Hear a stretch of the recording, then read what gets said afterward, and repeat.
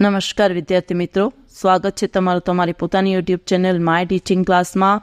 આજે આપણે ભણીશું ધોરણ 5 વિષય ઇંગ્લિશ ગ્રામર સ્વામાં chapter 5 the present continuous tense, એટલે કે ચાલુ ક્રિયા જે થઈ રહ્યો ચાલુ વર્તમાન કાળ.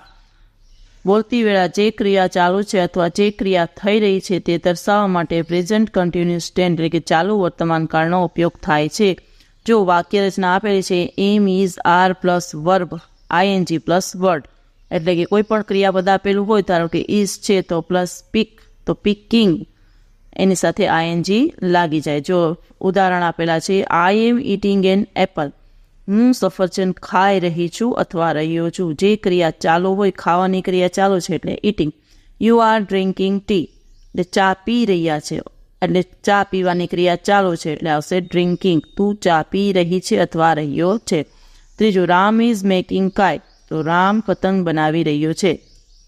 હવે પ્રશ્નાર્થ વાક્યોને યસ અને નોમાં ઉત્તર આપો. ચલો, પેલું છે Mohit is eating an example, તો વિધાન વાક્ય છે તેનું પ્રશ્ન વાક્ય બને is Mohit eating an apple, તો આપણે શોર્ટમાં લખીએ yes he is, no he isn't. એવી રીતે બીજું they are dancing, તો are they dancing, તો yes they are, no they aren't. ચલો, હવે એક્શન વર્ડ આપેલા છે.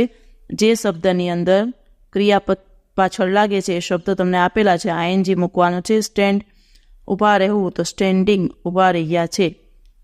જેટલા શબ્દ આપેલા છે એ બધાની પાછળ આઈએનજી લગાડેલા છે. જો વિદ્યાર્થી મિત્રો વાંચતા જાઓ અને તમારી નોટમાં પણ સરસ અક્ષરે લખતા જાઓ. જો 20 શબ્દ આપેલા છે બધામાં છેલ્લે આઈએનજી લગાડેલા છે.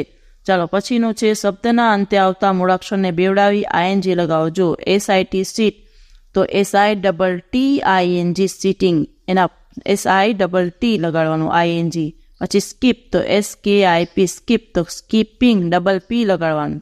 હોપ, તો એમાં પણ P હોપિંગ. રન, તો એમાં પણ N રનિંગ. ક્લેપ, તો ક્લેપિંગ. બેટ, તો બેટિંગ. પુટ, તો પુટિંગ. કટ, તો કટિંગ. અને વાક્યને અંતે આવતા ઈની જગ્યાએ પણ આઈએનજી લગાડવાનું. ધારો કે ડાન્સ, તો ઈ નીકળી જાય એની જગ્યાએ લાગી જાય આઈએનજી. ડાન્સિંગ. રાઇટ, તો રાઇટિંગ, એમાં પણ ઈ નીકળી જાય આઈએનજી. ક્લોઝ, તો ક્લોઝિંગ.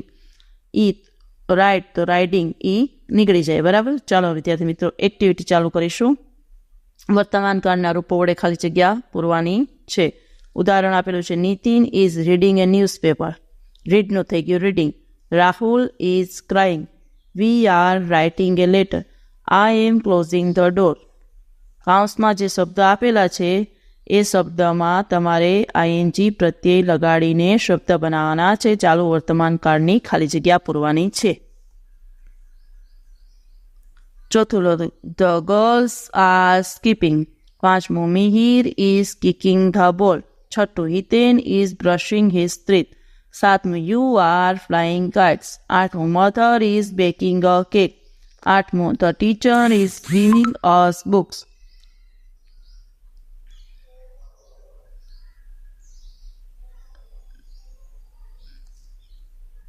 દસમું the dog is running after the gate. 11મું they are clapping their hands.